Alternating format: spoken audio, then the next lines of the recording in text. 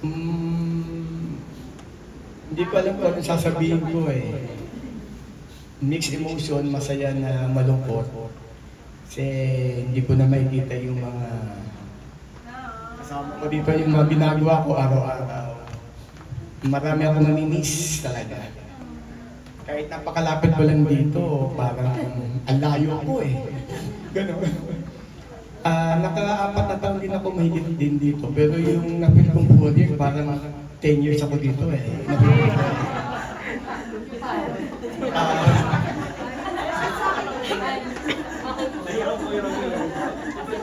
Ah, nung nag-start kasi ako dito, sa umpisa po, noong 2022,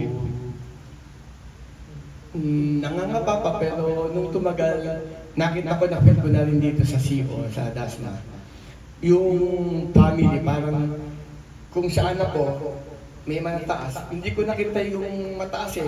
Parang lahat yung sa mataas, nasa gitna, pantay-pantay lang eh, napil ko. Walang mababa, walang mataas eh. Kung hindi pa pwede yung ikaw lang o ano, basta lahat eh. Pag meron yan, kasama dapat lahat. Sobrang mamimiss ko yun na marami. Lalo na yung parking space ko, yung parking lot ko. Yung pinaparking ko doon, sigurado mamimiss ko yun kasi hindi na ako makapag-park doon. Kaya pag kayo mga nakasabay ko makipag-park, pagka wala na ako doon, pagka dito na wala na yung sasakyan ko doon sa parking space. Tapos po yung mga nakakasabay kong kumain sa pantry.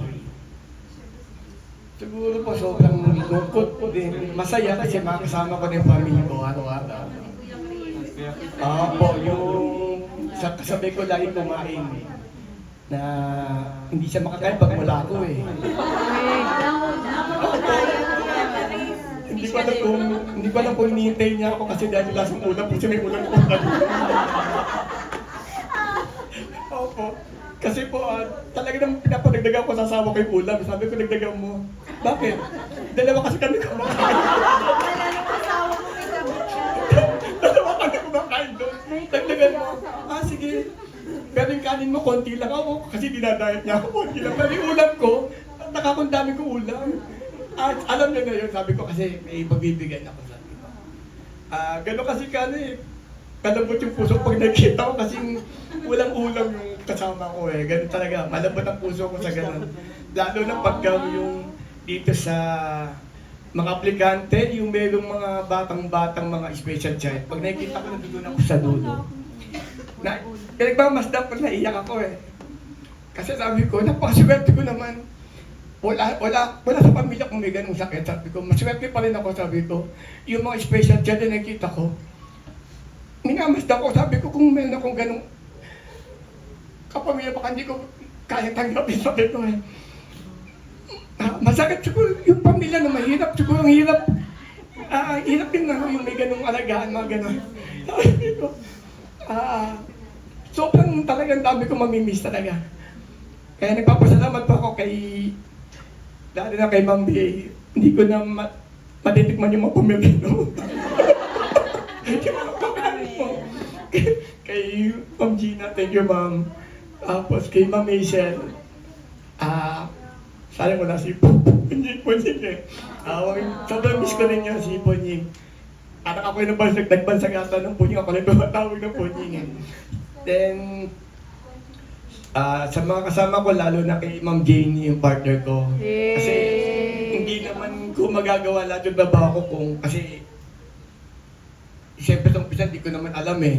So, although may idea na ako, kaya lang may mga part pa rin na nagpapaturo ako sa kanya. Hindi naman ako ganun kabihasa sa computer. Paano ba ito mo? Sabi ko, hanggang sa nakakabisado ko, nakukuha ko na. Kaya, nung araw, mabagal ako ngayon mag-encode. Pero ngayon, pwede na raw, sabi nung mabilis na. Pwede na ako mag-power, sabi niya. Nagpapaw naman talaga, kaya lang hindi pa ganun kabihasa. So, mga ganun mga bagay, marami talaga akong mamimiss. Siguro nga, by next week, pagising ko baka, maalala ko yung pumapasok ako. Talagang sobrang ma'am, sa inyo po lahat, pagka papasok po ako, yung excitement ko ba rito pagpapasok ako, Sunday pa lang, ma'am, magugulat yung asawa ko kasi yung damit kong isusuot, pinaplansya ko na. Sabi ko niyan, sabi ng asawa ko, ito yung gagamitin ko. Yan talaga. Eh, sinukat mo ilang beses mo sinukat yan. Eh, kasi hindi bagay una, sabi ko. Masyado ako kasing, yung meticuloso sa damit. Siguro nga, naman ako sa mother ko. Kasi yung mother ko, kasi pagka magsisimba, ang postura, may mga kulurete. Sabi ko, minsan nung umalis siya, nung nabubuhay siya, saan ka punta ma? Magsisimba ka? Hindi mo mamalengke ako. Ganyan ang suot mo. Eh, nakasabi ko mo, baka hindi, kaya ko yan. Kaya nung namalengke sa pako, pag uwi, nabutan ng ay okay lang kasi fancy naman siya, sabi niya. Ganun po, talagang sa pananamit talagang yung never ako pumasok dito, ma'am, na yung malungkot. Never na ako nakitaan ni Ma'am Jane na talagang masaya ako talaga lagi ako pumapasok. Yung excitement ko talaga araw-araw hindi nagbago. Ngayon, pwede ko sabihin na ayoko na, matatapos na ako eh. Tatamalin ako, pero hindi ako tinamad eh. Parang yung energy ko mas mataas pa eh. Itong linggong to eh. Sabi ko hindi masusukat yung pagpasok ko dito, sabi ko. Kaya sabi ko, ma'am, napakaswerte ko talaga, sabi ko talaga. Dito ako napunta. Napakalapit ko.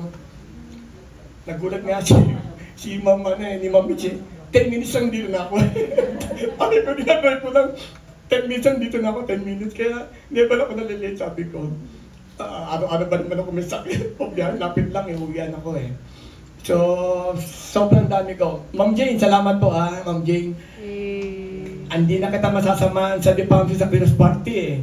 Etong taon na to eh, sayang. Gusto ko man sana eh. Hindi nag-grant yung request ko na hanggang December sana sa Dipamsi eh. So, okay lang, sabi ko, baka yun naman talaga yung yung hanggang doon na lang. Sabi ko, pwede ko nang sabihin na mission accomplished na ako eh. Pwede ko masabi yun eh, mission accomplished na ako sa buhay ko eh. 60, okay na, sabi ko. Pero may buwabagabag, sabi ko, sayang. Sabi ko, kasi masayahin akong tao eh. Never kung nakitang malungkot. Sabi ko nga, ngayon baka itong pag-iyak ko, hindi bagay sa ko ma'am eh, sa attitude ko kayo umiyak ako ngayon dito. Kasi nakikita ko lagi, nakismile ako, nakatawa ako, masaya ako. Parang masisira ata image ko ngayon, sabi ko. Sa ganda na po.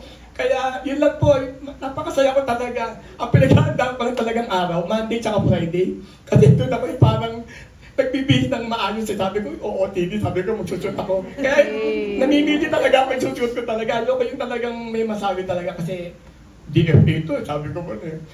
Bakit ako mo, sabi ko, yun lang, sabi ko nga, napakasaya ko po talaga na kasama ko kayo lahat. Sabi ko, maraming salamat po. Sana po, nabigyan po rin kayo ng kasiyahan sa loob ng 4 na taon. Sana po, hindi ako nakagawa ng tama sa inyo. Sana po, lahat po, sana po, siya sa 4 na taon po. Maraming salamat po. Thank you. Salamat Kuya Romeo.